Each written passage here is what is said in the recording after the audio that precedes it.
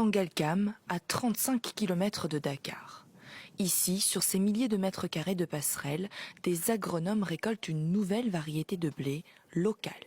C'est la dernière étape d'une expérimentation entamée il y a plusieurs années qui pourrait changer la donne dans le pays.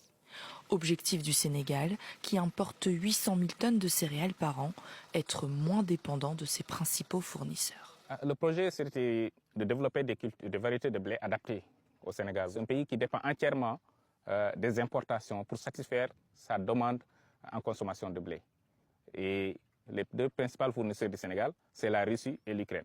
Vous voyez donc là, la problématique se pose.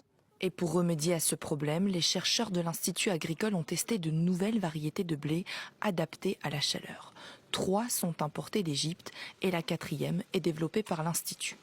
Dans ce pays d'Afrique de l'Ouest, très friand de pain, le blé est la 2e céréale la plus consommée après le riz. Ça a très bien réussi, malgré que ça soit semé tardivement, que ça soit semé dans des conditions où il fait très chaud, comme on sait que le blé c'est une culture des zones tempérées. On a des variétés de blé qui s'adaptent à cette chaleur-là, qui s'adaptent à ces conditions agroclimatiques, disons. Donc les résultats vraiment sont prometteurs.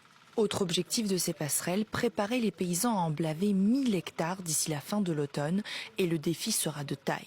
La culture du blé nécessite beaucoup d'eau pour être irriguée, alors qu'au Sénégal, on ne peut cultiver cette céréale seulement du mois de novembre à février, donc durant la saison froide, période où il n'y a pas de pluie.